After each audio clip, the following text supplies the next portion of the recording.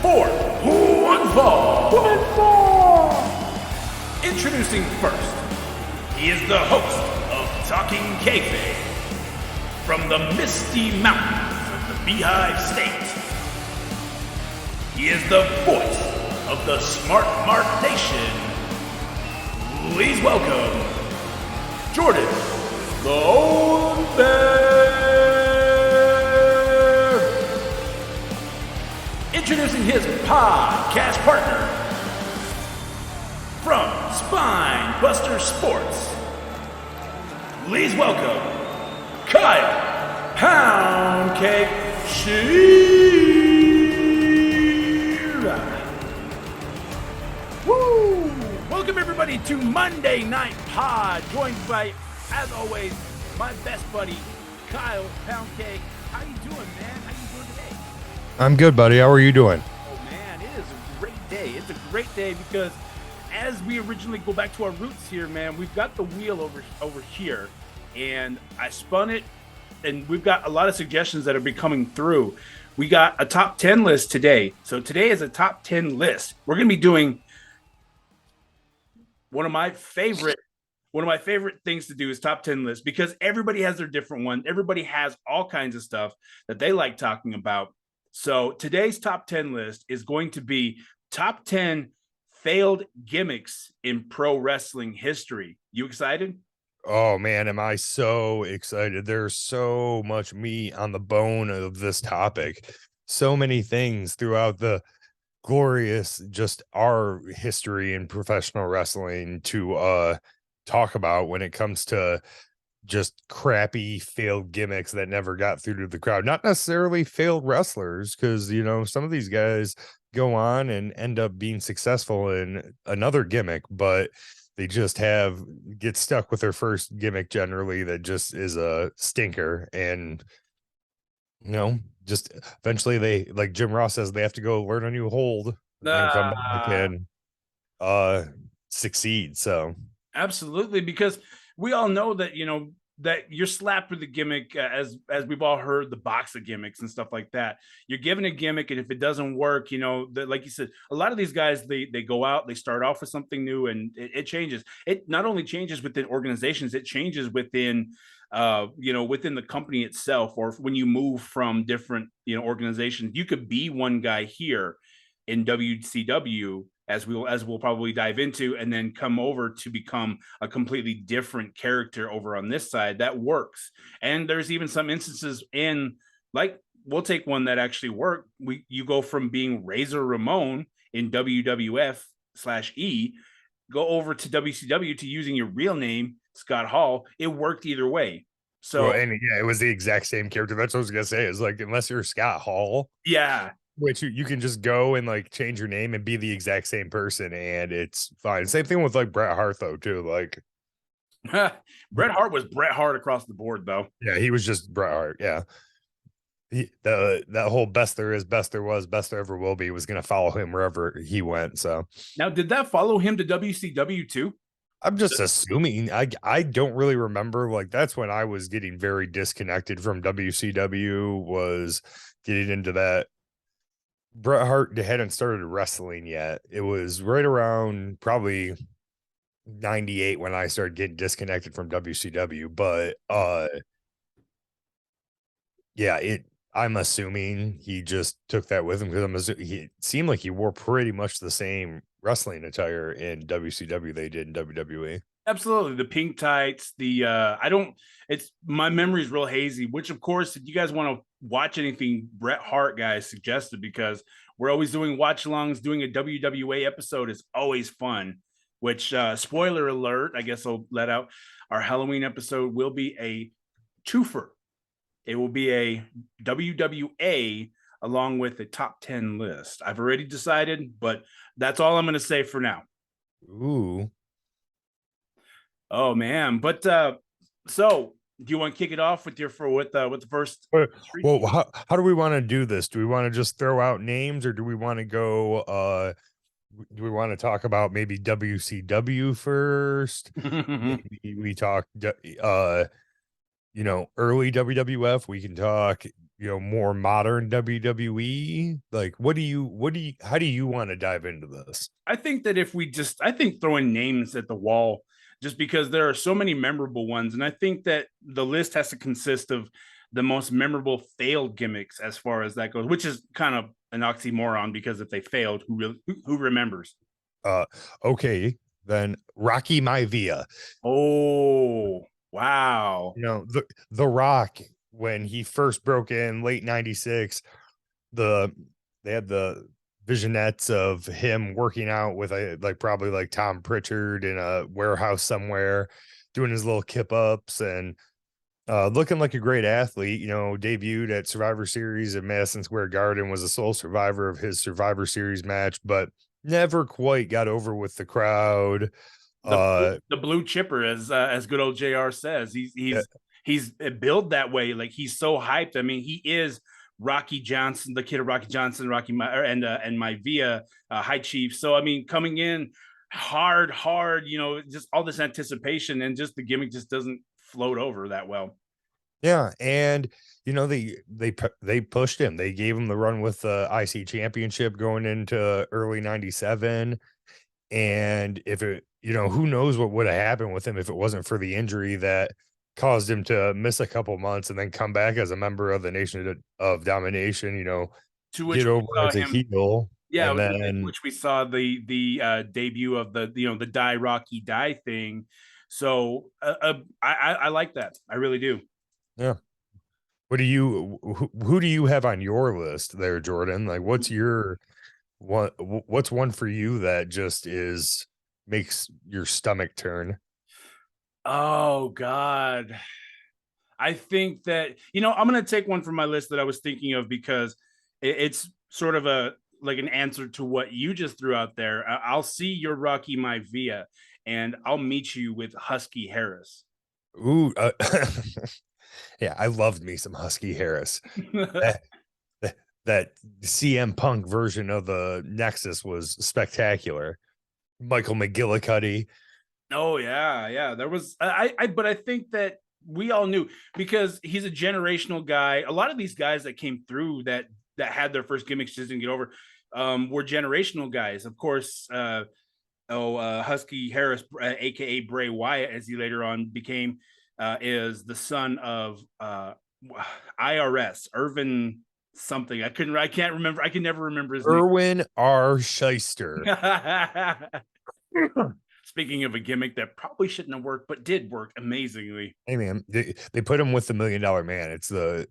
Well, and it helped that he was a great wrestler too. So that's one of the things that tends to help you out a little bit is when you can get over, and I guess with IRS, it was something that everybody could understand. Like it was a universal bad character. It wasn't something like I don't know, we'll talk about something later that in that character age of everybody played a character in WWF, something that was way worse than that. But yeah, dude, Husky Harris, breaking in, just somebody getting probably put out there a little too early, but you would have never known seeing Husky Harris in that version of the Nexus with CM Punk that what he was going to turn into and what was going to become this almost the next coming of the Undertaker with Bray Wyatt. And I agree. it's been so exciting, like especially recently with him returning, like what's going to happen next with this Wyatt 6 and everything else that's been going on as of recent. Not to derail us too much, but holy shit. Right? He has, if there's anybody he's my top pick for the most creative, reinventive wrestler who's come through and reinvented himself time and time again. And I thought I'm probably going to be one of the guys that is very unpopular for this, but I didn't think that he could top the Fiend character. I didn't think that there was a way that you could top that specific gimmick and make it, and do something different with it. But he's doing it. Yeah. And it's so crazy because you obviously tell how creative he is with his own character because these, from what reports have suggested, or a lot of this storyline is stuff that he suggested before, and Vince completely nixed. So if this is a lot of Bray Wyatt doing the driving, along with I know they hired a new long-term story writer for that deals with like comic books and stuff like that. If those two guys are working together, who knows what we could see from this gimmick, because clearly it's not focused in on anybody other than Bray Wyatt right now, and it could be weeks, even months, before we actually see what this really is going into. I look forward to watching what's going to happen with Bray Wyatt in the forward. But moving back onto the list, who's your next pick? So like as we were talking about with like IRS in that WWF character period, Oof. where everybody had like a job. Yeah, You yeah. know, we had a couple of the guys we could talk about would be like the Goon, Oh who was a yeah. hockey player that came in and never really got over, but the storyline was he had been kicked out of every hockey league. But the guy I wanted to talk about was TL Hopper. He was the dirty white boy in Smoky Mountain Wrestling in the mid 90s, came to WWF, and he was a uh bad plumber, you know, a heel plumber. The visionettes they had of him had, you know, butt crack hanging out and him doing disgusting stuff when he was fixing toilets and whatnot. And he brought a plunger to the ring, and when he won, he would plunge his opponent's faces with it, with his dirty, nasty plunger. If it, if you haven't heard of him, go to YouTube, try to check out some of the little videos they used to do to introduce these guys. But TL Hopper, ridiculous and terrible.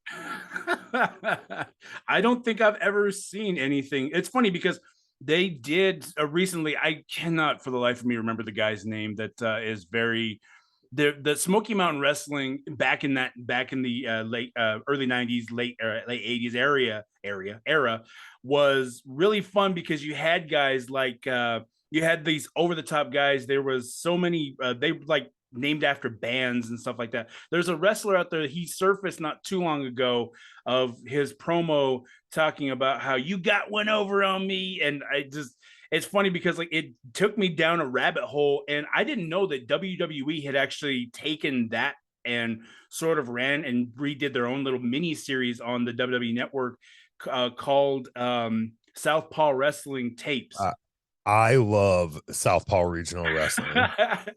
I didn't know anything about it. So it was really fun because I was like, and I dove into it. I actually got into all these. You got guys like John Cena, who's the Mr. Welcome to Southpaw Wrestling. That guy. You got Jericho back there. You've got all the God. There's so many guys, but they're all Rusev plays a part in it. The boys that just returned on Monday, Carl Anderson and Doc yes, Gallows yes. They are were in the it, very and first episode. Yeah. those two going back and forth. Especially Doc Gallows ended up being blind in both eyes and everything, and the Southpaw stuff. Oh my goodness, that's another thing. Like, if you get anything from Talking Kayfabe, it's going to be a lot of videos you should look up Yeah. about other pro wrestling things. I would suggest heavily go check that out. It's just fun to watch. It was really fun. It made me actually want to go back and watch Smoky Mountain Wrestling because there's so many over the top gimmicks and guys like, that from that era. Like you said, that WWEF at the time was very known, like you said, was you're a career, if you're going to be a wrestler, you have to have some kind of career. Like the next one on the list, I don't know if this is so much of a failed gimmick, but it's a very memorable gimmick. Of course, I'm talking about the dentist, Dr. Isaac Yankem. DES. Evil, Jerry Lawler's evil dentist. It's funny Yes. because because later on Glenn Jacobs, aka Kane, would arise from that. He's got another one on this list that we will talk about after Isaac Yankem that I thought was absolutely terrible. But yeah, the evil dentist, Jerry Lawler's evil dentist tasked at coming in to defeat Bret the Hitman Hart. and get even with him after Bret Hart made Jerry Lawler kiss his own foot in a Kiss My Foot match. This Another was the great match. WWF in 1995, ladies and gentlemen. I want to dive into that. What other gimmick do you got for Mr. Glenn Jacobs there? In okay, so when NWO's happening in 96 and WWF is scrambling to do something, and they say that they got Diesel and Razor, and it was the fake Diesel and fake Razor characters Yes. that Jim Ross had that just absolutely didn't get over. Glenn Jacobs dressed up as Diesel, and I can't remember the guy that played fake Razor, but just cheap knockoffs of Kevin Nash and Scott Hall, and just trying to prove that, oh, we can put anybody in these and make them stars. No, you can't. Like, certain guys just make the gimmick. I So yeah, I think that that's one of those things that WWF at the time was very like, you know what, we're going to show you. Oh, you got Scott Hall and Kevin Nash over there. Well, we got Diesel and Razor Ramon. It's like, but that's not Diesel and Razor Ramon. The only one that I ever seen that was ever able to be replaced and swapped out was Doink the Clown. That was the oh yeah. only one that you could ever truly get away with. Well, and the fact that they even got away with that, because you go back to some of those early ones, like you can't really tell when they did the change because of the full makeup and the hairpiece and everything. But knowing what we know now, and probably, because there were 17 different Ultimate Warriors, obviously the Ultimate Warrior was one we could change around. I don't know. He was a natural all in his own and a star all his I own. don't I almost put Ultimate Warrior 1996 on this list, just the 96 run being such a failed run from WrestleMania to sometime in July when he was fired. I would have to say that yeah. Another one on my list for I don't know if this is so much a failed gimmick, but I think it's more of an early gimmick for Glenn Jacobs. But Unibomb, Unibomb, yeah. Unibomb was an interesting gimmick. I had forgotten about that, and it's interesting because it popped up on my TikTok feed. The match between Unibomb and the Undertaker in Smoky Mountain Wrestling, which was completely the very first Kane unofficial Kane versus Undertaker match, but it is Undertaker as Undertaker in Smoky Mountain Wrestling. So if you haven't seen that match, I mean, it's one hell of a match. Yeah, no, for sure. Yeah, the work that it's funny looking at some of that stuff. I have a Smoky Mountain DVD that I found on eBay and bought, and just how much like little things were taken from those little places and put and just kind of dropped in WWE. Uh but what did I if we continued with like I mean, there's an argument that Hunter Hearst Helmsley could have been one of those characters, the original iteration of Triple H. The Blue That Blood. was kind of a failed gimmick, but I think it got over pretty decently. Duke the Dumpster Drose, which we had talked Oh, about with when we talked about Royal Rumble at one point, that Royal Rumble 96 at one point in time. Barry Windham came to the WWF at that point in time in 96 with a gimmick, the Stalker. He came out yeah. in, shoot, had face paint and all sorts of stuff, and all the little videos of him stalking prey out in, or not, it wasn't even out in the wild, it was just like in the woods randomly stalking deer and stuff like that. And that was a pretty crappy 96 gimmick for the WWF, but that was around the time where they were starting to get away from all these jobs and everything and start to play with a little different type things storyline wise. Yeah, it's funny because like there are so many gimmicks that they had put on guys that were very like, okay, all right, I don't get it, but okay, but it's funny because like in hindsight, looking at in hindsight, they got over, Mhm. I think What that okay, well, I'll add one to that list then. My pick here is the original run of William Regal. Of course, I'm talking about the man's man, William Regal. yeah, when he was chopping wood and with He's his the axe and man. a man's man. It just it doesn't fit him. Period. Yeah, no, I agree. Like William Regal is always more of just he was Sir William Regal in WCW and had that blue blood gimmick that Triple H ended up having long before Triple H got his hands on it. But yeah, he was always just a good hand in the ring. I don't know why they felt that they really needed to put a gimmick on him of being a man's man. I I don't. mean, I believe that that's William Regal though. Like, Yeah, I think that that's a completely unnecessary thing for a guy like William Regal. He was always it. Later on, we watched him become the William Regal that we know now. Of course, he's always been that though. So yeah, completely unnecessary gimmick to try to throw on William Regal though. oh no, absolutely. And that's what a lot of this in even just before that time was just unnecessary gimmicks to throw on people. Mike Awesome, who had a great run as the ECW heavyweight champion and skipped out and went to WCW, they put a gimmick on him of the fat chick thriller or that 70s guy. And it was absolutely ridiculous and not needed because the man was like, 6'7", weighed 300 pounds, and could dive over the top rope and do things that a lot of other guys couldn't, that size couldn't do. And WCW just completely wasted him when he ended up there in that, I want to say 98, 99 time frame. Yeah, because at that time period, you had, I mean, you're talking about the land of giants at this time. There were so many guys. I mean, of course, the giant, you got King Kong Bundy, you've got The Undertaker at that time period. You had all of these really big guys that were told. I mean, even Undertaker talks about it in interviews. Like he was like, they were told me I couldn't jump over the top rope. I couldn't be as athletic. I mean, of course, we know that Mark was very, played basketball in his early years, but and which makes him very agile, agile. Sorry, but he was told like, no, you're a big man. You wrestle stiff. You wrestle big. But of course, we all know the Undertaker goes on to become one of the greatest gimmicks and wrestlers of all time. Mm.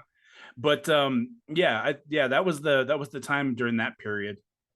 Oh yeah, no, and just it ruined him. I mean, Mike Awesome was never the same after that, and he was a guy that when I reconnected with ECW when it was on TNN back in the late 90s and you saw him wrestle, it was amazing. And that's another case of a great wrestler just getting saddled with a terrible gimmick and not being able to dig himself out from it. I get that one. I get that one. So next on my list that I'll bring up, it's really funny because a lot of these terrible gimmicks, correct me if I'm wrong, but a lot of shitty gimmicks came from WCW. Am I wrong? No, you're not wrong at all. So one of my picks from the WCW vault of failed gimmicks is, of course, Seven. Now, if you don't know that name, he would later on go on to become Goldust, aka Dustin Rhodes. Yeah, Seven was another one, and it took that, like what we talked about with the stalker and Barry Windham, and took it to another level of like stalking people and standing outside a child's window. Yeah, that got real creepy real fast. Well, and to Dustin Rhodes' credit, the first time he was in the ring as Seven, just completely destroyed the character right there, so they couldn't do anything about it after the fact. It made one live appearance on TV and then was done. But of course, like we talked about, he went on to become probably the most memorable. His most memorable gimmick was Goldust. Well, and that's the thing. Like, you remember Dustin Rhodes, like early 90s Dustin Rhodes, the natural and whatnot, to that mid 90s before he went. About that. No one would have ever thought that he would become these characters, like the original version of Goldust, and then the Luna Vachon. Yeah, the Luna Vachon version of Goldust, and all these different, like, pushing the limit characters that he's turned himself into, and like what he's just become as himself now in AEW, as just that like pretty much being that Goldust character, but just in different colors. You know what I mean? Mm-hmm. Yeah. I've always been a real big fan of Dustin Rhodes' work just because like he wrestles like a big Texas boy. He's a big guy. It's funny because if you watch him and you put him up against guys that are legendary big guys, he stands pretty tall. I think he stands what 6'6". Yeah, he's a tall, big boy, and but can get in there and wrestle with anybody. Like he can wrestle with guys bigger than him and with guys smaller than him, and can work regardless of the way. He's got that Bret Hart work ethic where it doesn't matter who he's going up against, the match is going to be good regardless. Nice. All right, what do you got next on your list? Um, well, I'm gonna stick with WCW and a guy that I could just not stand in that late 90s Monday Night Wars era, the one and only Disco Inferno. Oh, I'm going to fight you on this one. I And love Disco Inferno, a gimmick that was completely over the top. But I think that I'm going to argue this that was a gimmick that he got settled with and it worked for him. He made it work. I mean, he's still technically kind of has a job today in Impact based solely off the work he did in WCW, because it ain't because like I think that's really just who Glenn Gilberti is. Like that he is Disco Inferno and has been living off that. It's funny, I was last night I got on watching some TNA on some channel I have on YouTube TV, and it was all Glenn Gilberti, like just constant giving stunners out to everybody. And I'm like, oh man, what, I forgot that his finishing move was the stunner. Is it the stunner? It ended up being there like at the end, and then in TNA after the fact, he did stunners as his finishing move. But and another one for that matter, which was a young guy who got kind of saddled with a terrible gimmick, was Das Wonder Kid, Alex Wright. And I love me some Alex Wright, the German sensation. It was like 95. He was like 18 or 19. He ended up becoming Berlin in WCW, but he got kind of saddled with a couple crappy gimmicks. But I believe he's like trading wrestlers now. So good for him. I know. I was going to say, good for him. Good for him. Let's see. I think that one of the most memorable failed gimmicks for me has to be, oh God, this is really tough because I'm going to throw it out there. I swear to God, we're going to keep bouncing out of WCW like crazy, but it has to be Triple H's original WCW run, Terra Rising. Terrorizing. Oh man, and they didn't even he didn't even get off the ground with that. It was like WCW Saturday Night or Worldwide that he was getting on, I guess, which was in that early 95, late 94 time frame, was like WCW's flagship show, I guess. So maybe he was getting a little bit of a push, but yeah, Terrorizing. Most of the like clever like name things always never really worked out unless it was just incredible in ACW, which I still is one of the best names ever. Phil. Balls Mahoney, though. Come on. Balls. Yeah, that's fair. That's fair. Sign Guy Dudley. uh no, I mean, we can talk WCW all day. Like one of the, less didn't really see on a lot of the lists that I've seen for stuff like about worst gimmicks, but I thought was always terrible, was when Booker T decided he was going to be GI Bro for a while in WCW. Oh, I don't remember that. Yeah, I believe I think it was the Misfits in action, or it was because then he had Hugh Morris as General Erection. Let's see, what was, they had a chick, Major Guns was on there, and then there was somebody else that was in it too. But yeah, I couldn't stand it. It was GI Bro, Booker T. GI Bro. Oh God. I mean, don't get me wrong. Like anything Booker T does is he's gold. He's always made everything that they've thrown at him. Even when he was part of the NWO, which I had a huge ass problem because Booker T was always notorious like, no, NWO was not his thing. So when they put him in it, I was like, no, take him out. Take him out. Not because Booker T couldn't do it. It's sort of sacrilegious for the character to be part of that group. It was the same thing when they tried to tease the whole DDP going to the NWO. DDP was never that guy that I thought should have been in the NWO. And even when Booker T was doing his work in TNA with like the Millionaires Club and everything like that, and yeah, he's always been a top guy. King Booker was Queen Charmel was uh a great run for him, and the commentary work he's doing on NXT right now.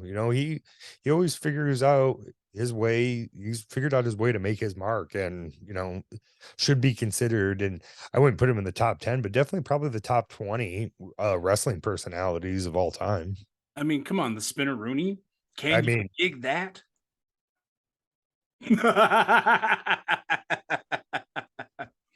Oh, okay. Well, I'll throw another one out there. A little more recent. Well, kind of coming out of the 90s a little bit in the early 2000s.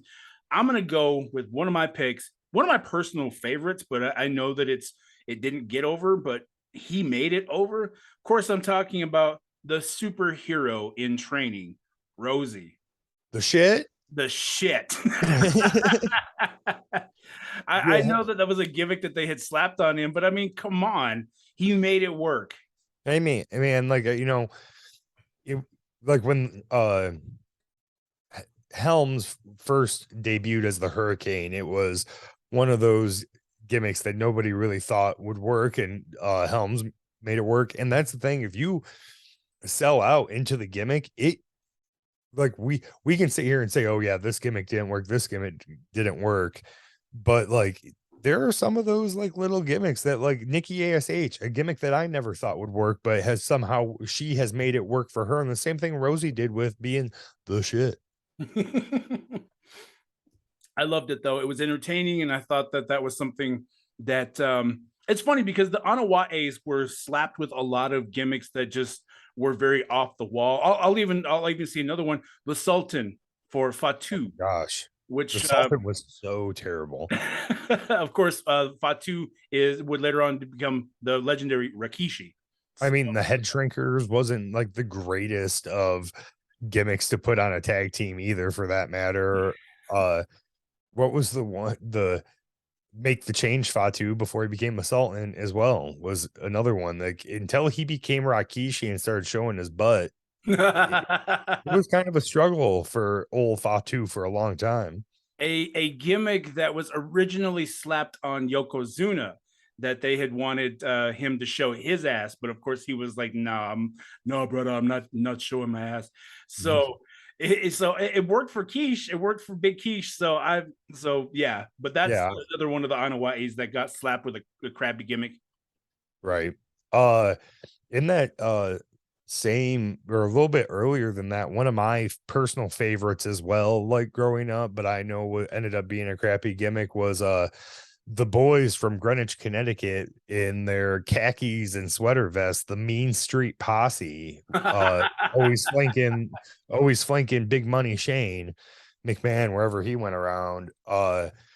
Those guys, they were annoying and kind of goofy and all like palling around with Shane in their sweater vests. And who knows, like it wasn't until recently I thought those guys were actual wrestlers. They were really Shane McMahon's friends from high school Oh shit. that just were in good shape and ended up like kind of getting the quick on the job training in WWF at that point in time. I love it. I didn't know that. It's funny because like there's a lot of that era that I'd love to go back and watch and see, because like there is so much shit that goes on around that time period where it's like, is it supposed to be that way or that good, that bad? So okay, I got another one on my list here. I'm gonna go with the Berserker. Berserker's a good one. I think I think that was John Nord. I'm Yeah, not yeah, 100%. yeah. It It was is. John Nord. Yeah. But yeah, that's one from that early 90s WWF that was just kind of, you know, just like same thing with I was never the biggest fan of the Warlord during that time, or what was another terrible one? Akeem the African Dream. They kind of dig at Dusty Rhodes. Oh man, I gotta love me some Akeem, bro. The African Dream. Come on, that's my Dude, I did as a kid, I loved it, but like looking, it's one of those things that just doesn't age well. We look no. we look back at it now that we're like, fathers, Jordan, and like, upstanding citizens and not just children that don't really understand what's really going on. And we look at it and we're like, okay, like, yeah, I can see how this is a little out there. But no, as a kid, I absolutely loved it. I do the little, do my little Akeem walk where I was going, do the little hand thing and everything. I used But to walk around like Kane. I love the way the way that he moves in that way. It's so rhythmic, but like every once in a while, even today, I'm a 30-year-old man, and I'm still like once in a great while, I'll just start walking. oh, I have come to terms with the fact I'm pretty sure pro wrestling formed a lot of my personality the way it is, just being a cocky MF most of the time when I'm just in real life. I got another one on the list too, and it's very relevant to talk about. It's sort of a throwback to one of my first pick, Bray, the Bray Wyatt character. But I think that Waylon Mercy. Now, I if you do. don't know the name, Waylon Mercy was way ahead of his time. And we can see it because that is what inspired Bray Wyatt, the Wyatt family cult style that Bray Wyatt had put together. It's funny because he actually makes an homage to him with Mercy the Buzzard. Mm. If you guys haven't seen it, go check out some of his early promos, some of the stuff that they were doing, the vignettes that they were doing of Waylon Mercy. Very big boy, very, very, very stiff wrestling, but man, way ahead of his time. If you Yeah, Dan. Yeah. Oh, absolutely. Dan Spivey was, a great wrestler well before that. Did WCW work? One of the half of the skyscrapers, I think it was with Sid Vicious in the late 80s with WCW, and then made that move over to WWF, and they put this Waylon Mercy character on him. It was kind of supposed to be an homage to the Max Cady character from oh, now I'm trying to think the movie Cape Fear, maybe. I mm, can't, I don't, I know there had just been like a remake of the movie in recent times in that 90s, and Vince loved it.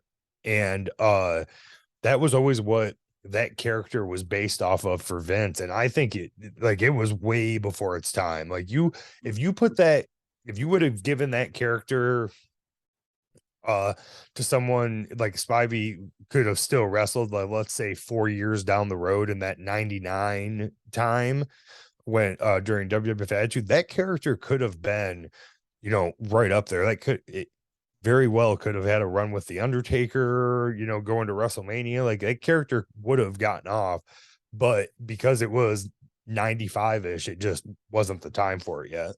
I think so too. And like I said, we got to see it later on in years with Bray taking it over and running with that. So No, and and we'll see where Bray takes it from here, because anything he's touched, since he came in as the Wyatt family has been gold. So, absolutely. well, and there's been reports I'm seeing that Bo Dallas is on his way back to the WWF. I've been waiting for so many years. Of course, with Bo Dallas being the being one half of the B team and his original NXT run, it always confused me as to why they actually didn't use Bo Dallas and put him with Bray.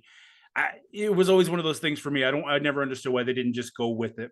Well, it's such a natural storyline because everybody knows their brothers anyways. You Yeah, bring them in to the Wyatt family, and then when things a couple years down the road start feeling stale, you can, use that rift and the brother thing as a breakup, because that's its own storyline right there. We've seen it time and time again. so Bray, so ooh, okay, all right.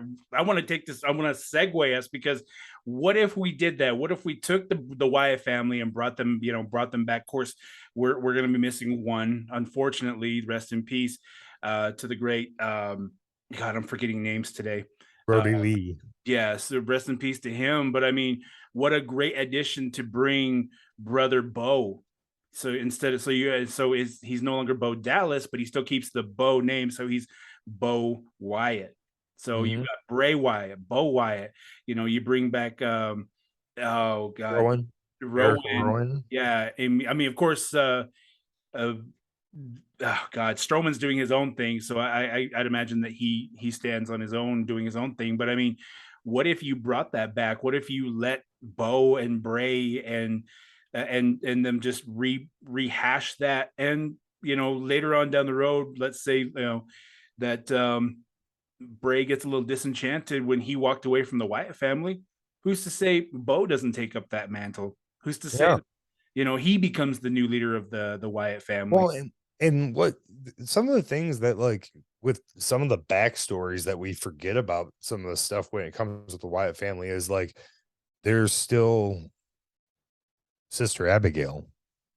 You know, Mm, that's a storyline that we've never really crossed into. Like it seems like they're gonna tap into a lot of the Fiend stuff with this Wyatt Six and all the characters being but they're being little wrestlers and whatnot as a whole part of the storyline from what it seems. But there's a lot of that old Bray Wyatt character stuff that just never really got tapped into. And I always thought was a miss because they were pushing so many things. Like when Daniel Bryan joined the Wyatt family and they pushed that storyline so quickly and him breaking off, I thought that was very much a miss. But it also happened because were pushing Daniel Bryan to mhm. the world title match that year at WrestleMania. What a great fit, though. I thought that he was a great fit into the Wyatt family. And I liked the idea that the Wyatt family was this cult, like that the cult of the Wyatt family could bring in people.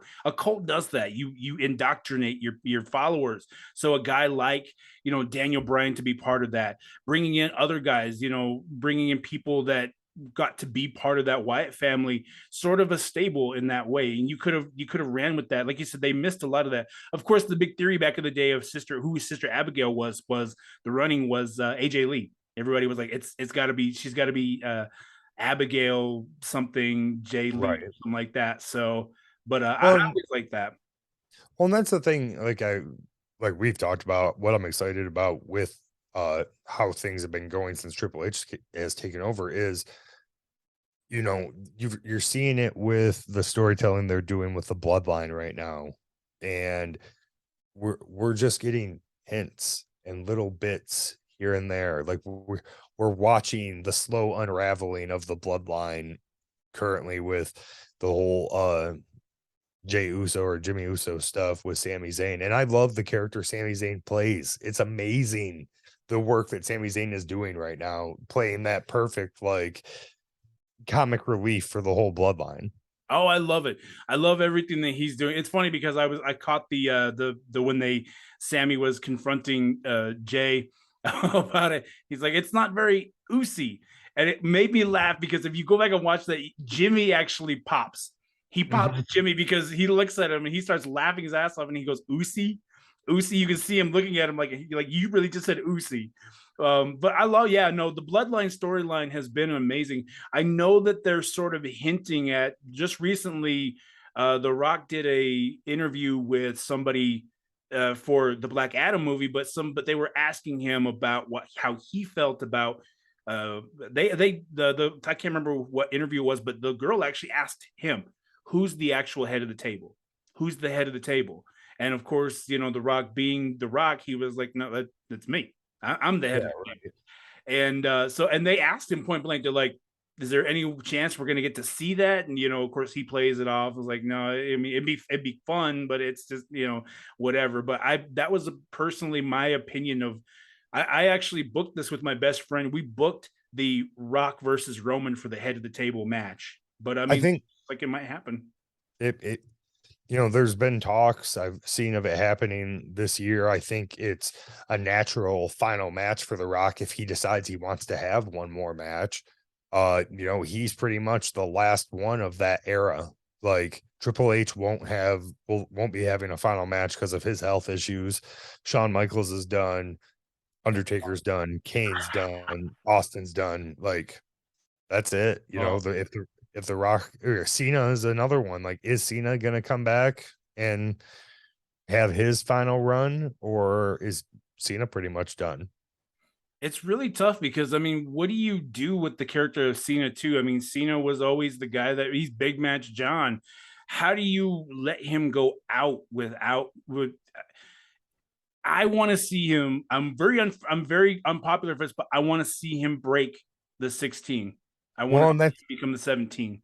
well, and that's the it's funny that you say that because something that we were messaging back and forth about doing for a show, that was what I was going to use in the storyline for one of our fantasy ones that we were talking about. Okay, don't spoil it. Don't I'm spoil it. not going to, There's a bit but so it's an idea for so guys, there's an idea that we've been playing around with about you know what? I'm just gonna leave it at that.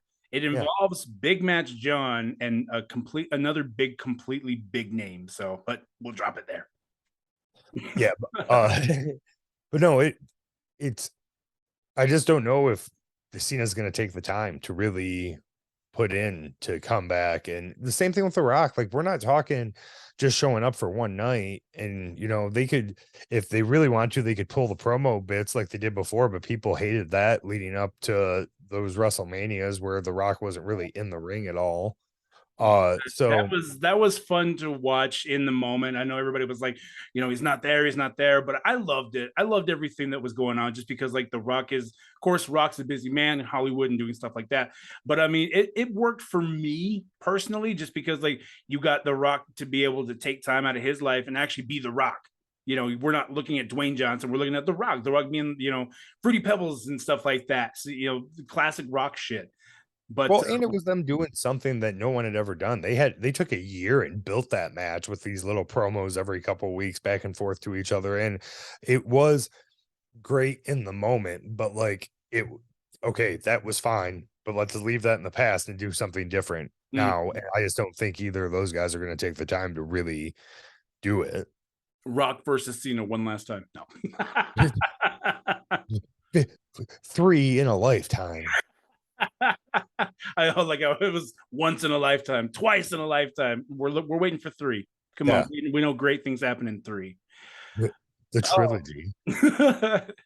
Oh man, well, to get back to our list here, man, I got one of mine on my list that it's funny because I got to see this guy wrestle locally. They brought him out here, and of course I'm talking about Kazarni. Kizarny.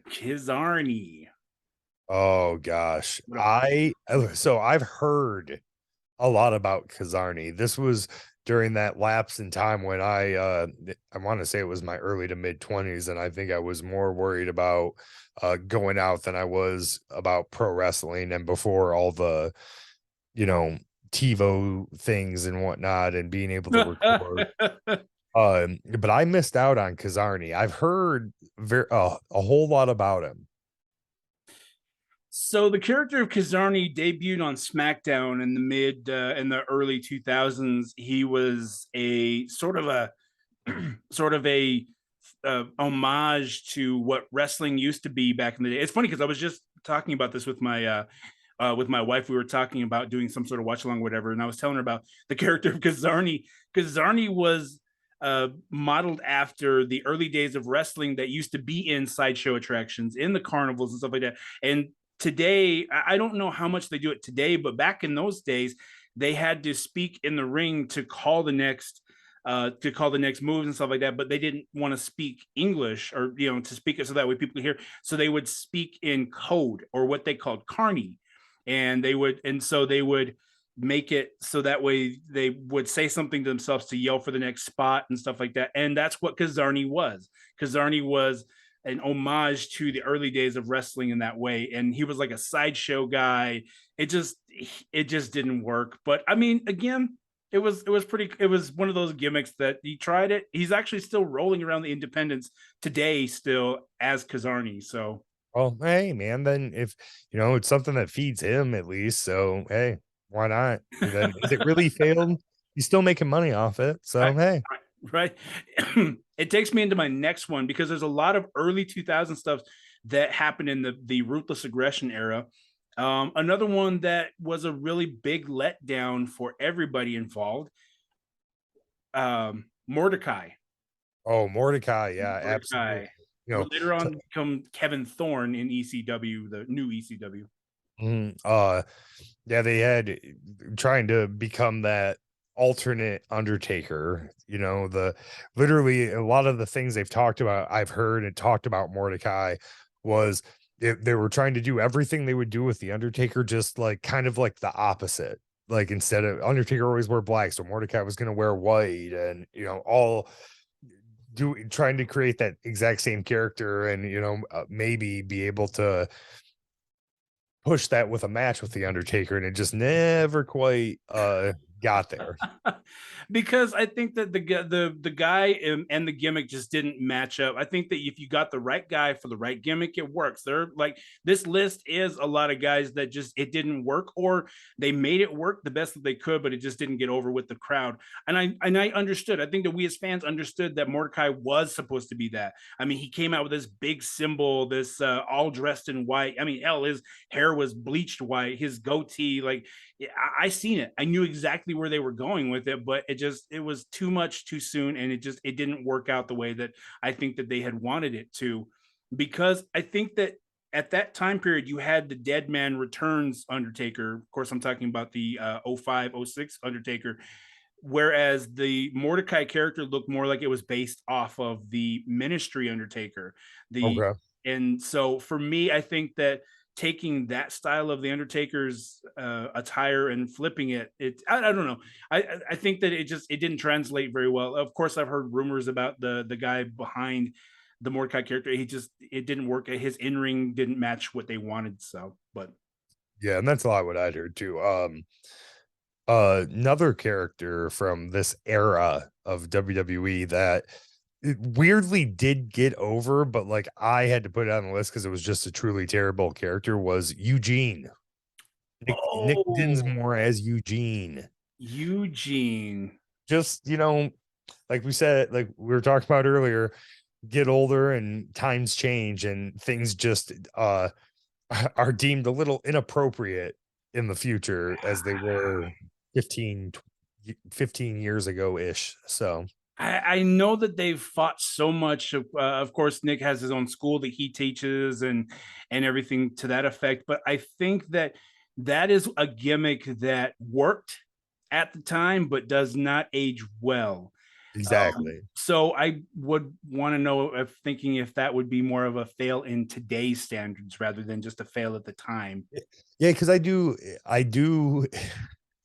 as weird as it sounds, it did get over in that time. Like everybody loved Eugene so much, but it just one of those. I don't know if that truly was an Eric Bischoff thing or if that was a Vince thing, but like not so great anymore.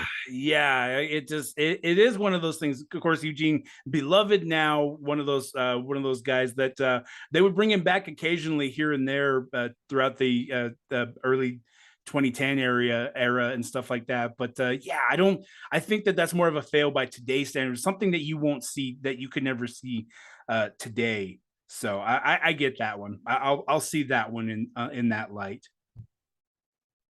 You got another one from your list there? The one thing that I was going to talk about, and it was the most recent thing that I could put on the list, was the carrying cross gimmick when he first came out of NXT with the mask, Mm. the SmackDown, and just why, like, it made absolutely zero sense to me after everything they'd done with him to NXT, and the fact, like, yes, you can change. Yes, it's WWE. They can do whatever they want. If they want to change a gimmick coming out of NXT going into SmackDown or Raw, by all means. I get that with when you're pushing some like the what they how they did with Io Shirai, because Io Shirai came out of NXT and then ended up in Damage Control, and the same thing with Dakota Kai. Like those two really hadn't been on WWF television yet. You know, take them out, kind of change the name a little bit, put them in Damage Control, whatever. But I didn't understand why you changed Karrion Cross. Like he was the top guy in NXT at that time, and everything they did was working, you know, having Scarlett by his side, doing all these things. And then you take him to a main roster, and we're like, oh, we're gonna put this like weird demolition early 90s style mask on him, but we're gonna paint it red so it's different. And I I mean, don't know.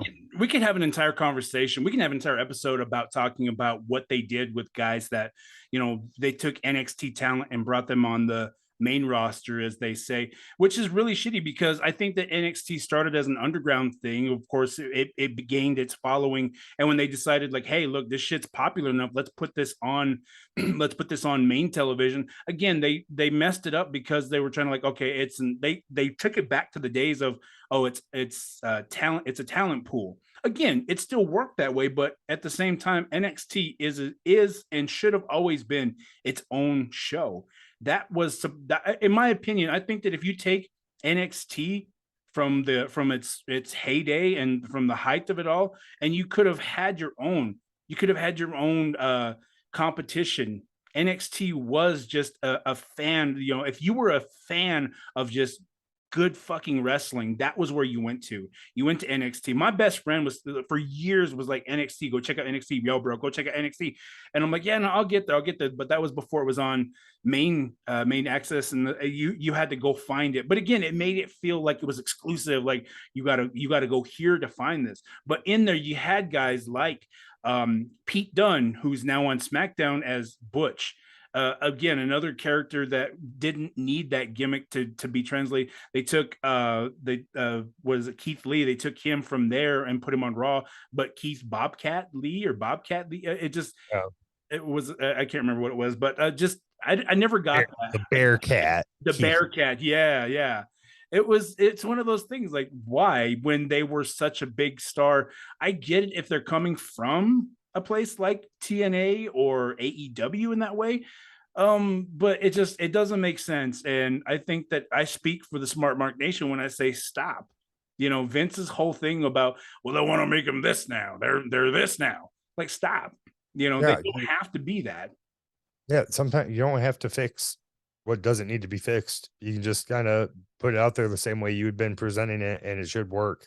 Same thing with Aleister Black Mm.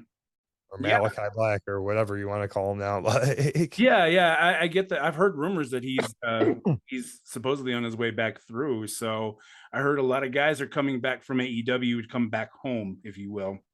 well, yeah, and there's been a lot of stuff I've heard. Adam Cole. I read an article where Adam Cole, baby, uh, after he got a concussion at the Forbidden Door pay per view, and it's really up in the air whether he's going to be able to come back or not. And that one's too bad. I always loved me some Adam Cole. His era of Ring of Honor was always was always one of my favorites. That's where I fell in love with Tommaso Ciampa as well, when he was Sicilian Psychopath, and Kevin Steen, and Mm. uh a guy that I've met before because he's from the same area as me. And I had the pleasure of serving him when he walked into my bar one night, Mr. Jimmy Jacobs. Mm. Like that era of Ring of Honor, I really enjoyed. And I got the pleasure of I bought him a couple drinks one night and got to pick his ear about pro wrestling for a while and whatnot. I love So it. I pretty love dope. it. Well, I think that we've had some fun tonight talking about. I like how we just kind of started naming off random gimmicks that just didn't work, and Oh, we can keep going. I got Shockmaster, Kiss. that was probably. I think that as a whole, we as wrestling fans are like, "Yo, Shockmaster, no." I just wasn't gonna bring it up because it's always the first one because of his debut, but Kiss Demon, Oz. Oh yeah, it's funny because that was one of the gimmicks that I remember from the WCW era for me. So I remember watching that as a kid, and I thought he was so cool, but I didn't know who Kiss was at that time, so it didn't translate well for me. But at the same time, like my parents knew who he was, so Right.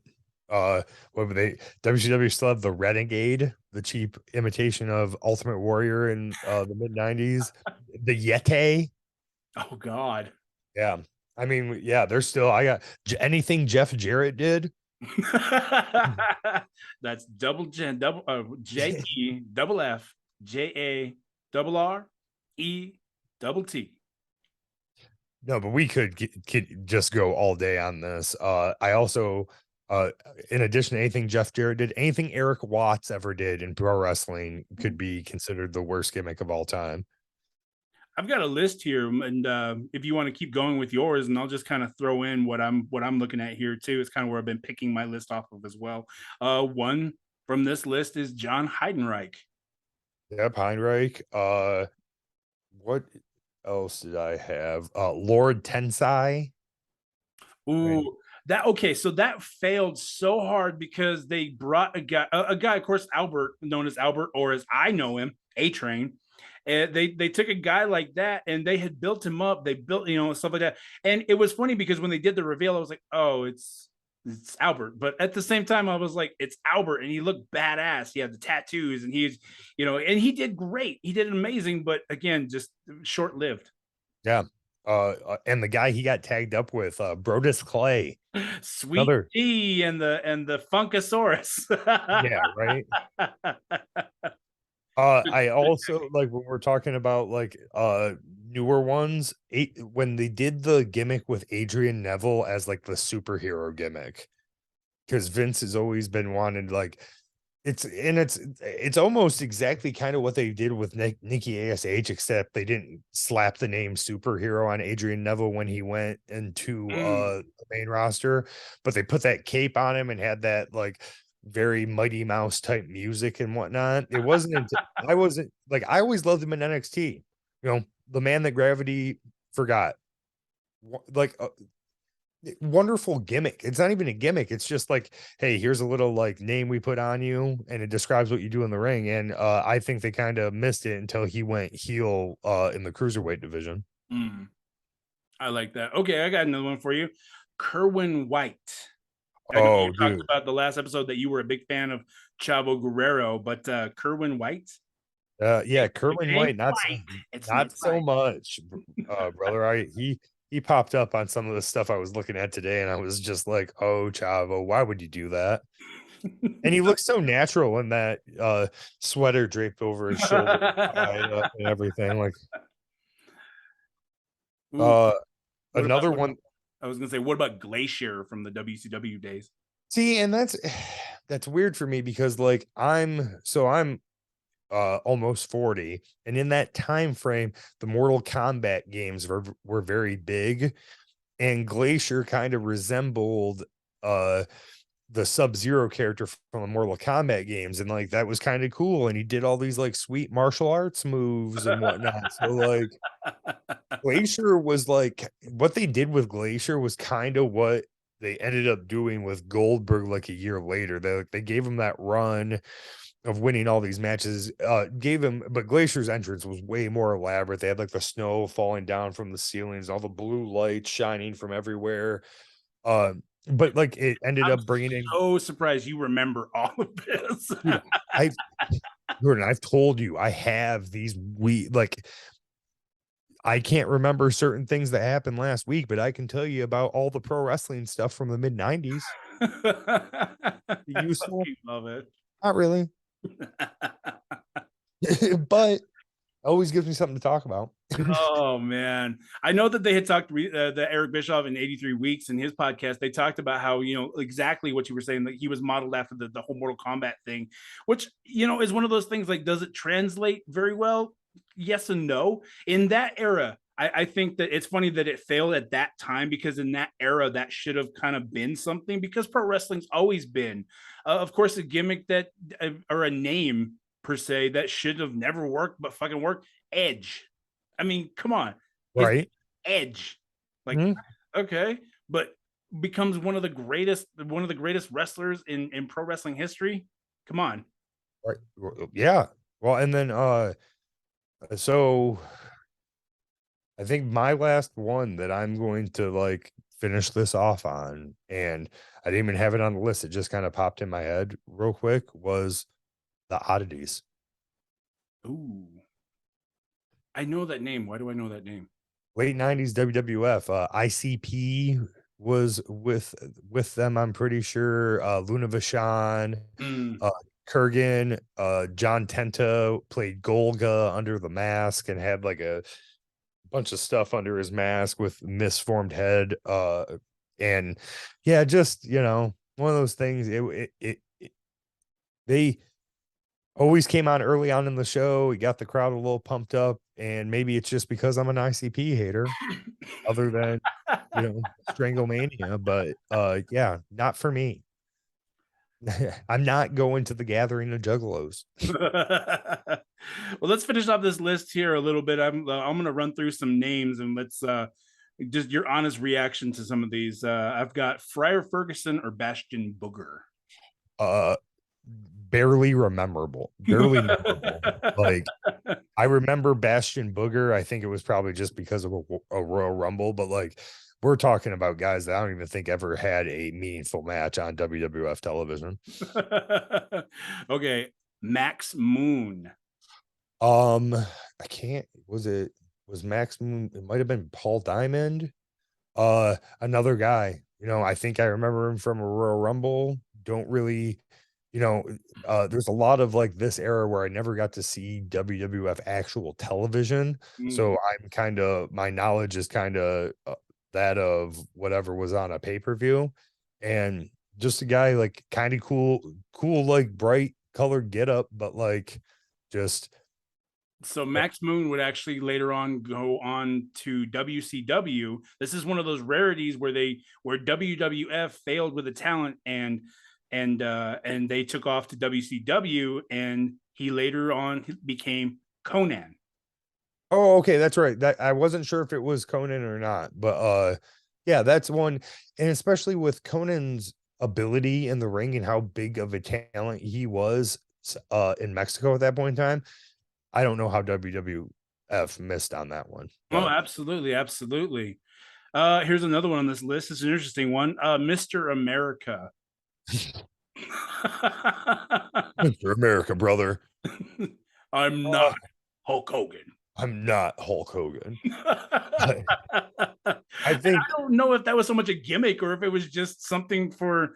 It wasn't so much a gimmick that was supposed to get over, but just I don't know. It's funny that it's on this list of a failed gimmick, but well, yeah, and that's the weird thing about it being on that list of a failed gimmick was I don't think it was ever made to get over. Like, it was made to fail. It was yeah. made to just be like have something funny for Hogan to do, and like everybody knew who it was. I mean, it was like Owen Hart trying to say he wasn't the Blue Blazer. It's Who the Blue interesting Blazer was. because before that, leading up to that, Hogan was actually still using the Voodoo Child theme song all the way up until that point, until he became Mr. America, and that's where the original Hulk Hogan, I am a real that's where that came back, and from that day forward, he was using it then.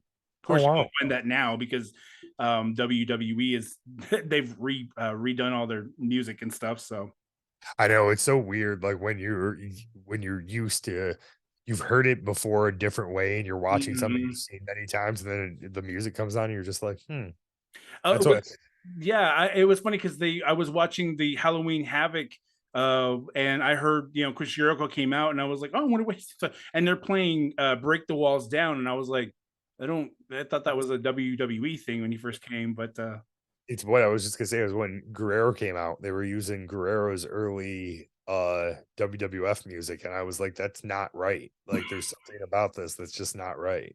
it's Because I also remember Rey Mysterio's music from that time frame. It was the dun dun dun dun dun dun, dun from WCW, and it's just weird watching some of that stuff. And like, you want to get really thrown off, like watch a DDP entrance when mm, you don't hear the self high five and smells like Teen Spirit. It's a little weird. I'll have to go back and rewatch some of that. Okay, Gobbledygooker, the Gobbledygooker. terrible, forgettable at best. Like, still not exactly sure why. Like, why? Why? I don't know. And it's Well, the funny because way, oh, okay. oh no, the way that Gene Okerlund like introduced him, like, what's all that gobbling you're doing? But Are you saying you're the gobbledygooker? I'm like, what kind of lead-in is that? of course, the late great Gene Okerlund. It's funny because like talking about the Undertaker just recently started talking about all that stuff, and that was one of the first interviews he did. And he was talking about like he's like because they were like doing this tease of the gobbledygooker of the. He's like, and Vince calls him and he's like, "Hey, I got a gimmick. You know, I got something for you there." And he's like, "Oh my god, I'm gonna come out of that egg. I know I'm gonna come out of that egg." And he's like, "I'm gonna be the chicken man. I'm gonna be the chicken man." Oh man, could you imagine the Chicken Man going undefeated for like 20 years at WrestleMania? Nuts. It would have worked. It would have worked. Mark Just Calloway would have made it work. Oh, but I think I've had fun. I've had fun today with this list. Just the Red Rooster, another. oh, we dropped the ball on this one, bro. Like Terry uh, Taylor as the Red Rooster should be the worst gimmick of all time. Okay, I'm okay with that because I think as a whole, fans all agree. I mean, you've got Red Rooster, the Gobbledygooker, you've got all of these guys. Oh, one last one I'm gonna throw in there: the Repo Man. Yeah, I agree. Absolutely with the Repo Man. Oh man. Well, before we wrap it up, bro, talk about let's promote you. Let's give you some time. Where can people find you and everything that you're doing lately? You always find Spinebuster Sports on Facebook. You can check us out on Twitter at Spinebuster SPO1. And just keep a lookout. Follow me on Facebook. And get all the updates to what we're doing next. Get the updates about the show here with my main man Jordan. And yeah, this is right now just in life, taking a break, enjoying time with my family, and doing this show with you. You know, and retooling. I think it'll probably be right after the first of the year. We're gonna roll out. I'm gonna end up rolling out Dry Bartender for the first of the year. So that's what the focus is really in. But yeah, you know, just enjoying talking pro wrestling with you, Jordan. This is you know, giving me some time and flexing my weird knowledge from 30 years ago. I love it. I love it, and it's fun. It's been one hell of a ride because we're just. It's one of those places where, like you said, you get to come on and we both just shoot the shit on wrestling and stuff like that, and we get to segue and do all kinds of shit like that. But it's been hell of a lot of fun with you being here on the show. Of course, guys. You can follow him at Facebook, like you said. We also have a Facebook page as well of Talking Kayfabe, facebook.com/Talking Kayfabe. We're on YouTube, Spotify. Currently, I think Google Podcasts is probably the next platform that we're jumping onto. You can also find us on Twitter as well, Talking Kayfabe, Instagram.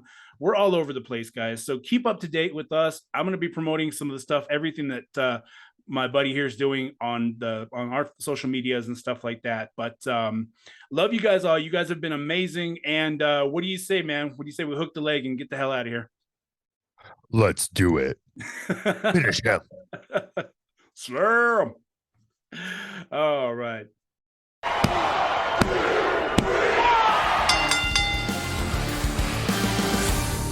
Talking Kayfabe is a Lone Bear production, with all editing done by me, Jordan Lone Bear.